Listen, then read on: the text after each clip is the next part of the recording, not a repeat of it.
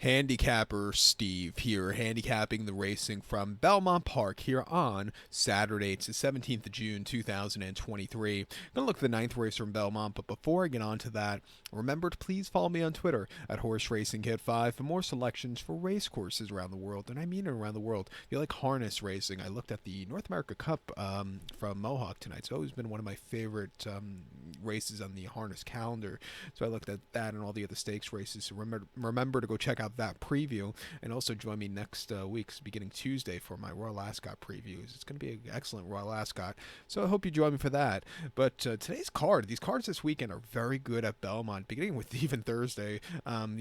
Post Belmont, sometimes the cards are a little flat, but I think we made up with that cancellation last Thursday, because these cards going into this week have been very nicely done. Hopefully they keep it up going to next week.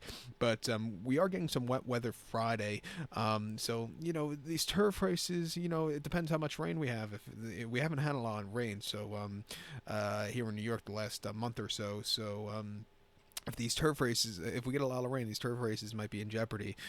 Track probably have some moisture into it also. But we're going to look at the ninth race, which is on the dirt. It's a good one. It's the Bed of Roses Stakes. It's a grade 2 event going for a $200,000 purse. Race for fillies and mares, 4-year-olds then upwards. We have a good group of only 5 horses going 1,400 meters or 7 furlongs on the Belmont main track. My top selection here, I'm going to go take the number 5 horse, Caramel Swirl. Let's go 5-1-3-4 in the superfecta.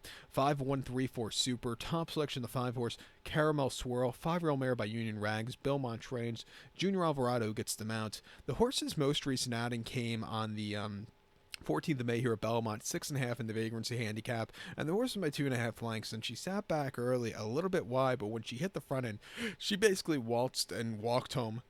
96 bar wasn't the best for her career that day, but it was a very good, strong performance that day. Nothing bad about that run. I don't think she handled the track before that. At Tampa in the Minaret, 6 furlongs, 11th of February. She finished 4th by 3.25 lengths that day, and at 40 cents to the dollar, she just kind of stalked and never quickened up. She should have hit the money. It wasn't her day to win. But before that, in the Ballerina handicap at Saratoga, 7 furlongs, 20th of August, she finished 2nd by 2.75 lengths. She sat back early. She really closed up behind Goodnight Olive, who just had the better jump on this one from a tracking trip. But this horse, she ran her heart out that day, but nothing bad about Goodnight Olive, who really, she broke horribly that day and still won that easily.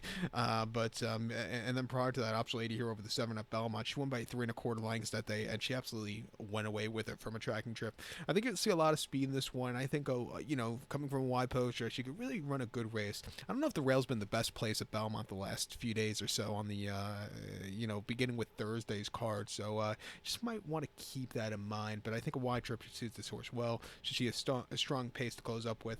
Watch out at 5-2. I think the 1 horse Goodnight Olive is your second likeliest winner for Ryder T's Jr. Chad Brown. Most recently, the Derby City Distaff at Churchill over the 7. She finished 3rd by 2 lengths that day, and she just kind of stalked and had a very trouble trip in the lane. She was all loaded but just couldn't get out. Coming here probably with a better trip, I think she could go away with it.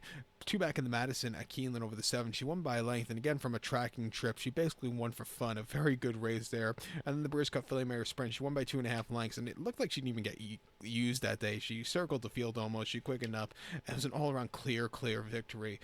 Started here at Belmont once last June, where she went away by 5.5 lengths. After that, at the Spa, went away with it, and then ran 2 triple-digit buyers, once in the Ballerina 102 and a 101 in the Brews Cup Filly Mare Sprint. Coming here at 6-5, a very likely winner. I'll use her in the late pick 4. But to recount my selection now for the 9th from Belmont, it is the Bed of Roses. Let's take the 5 horse Caramel Swirl. Give kudos to the 1 horse Goodnight Olive. 5-1-3-4 super. 5-1 your multi-race. So good luck to all, and please follow me on Twitter at Horse Racing Kid 5. Good luck, everybody.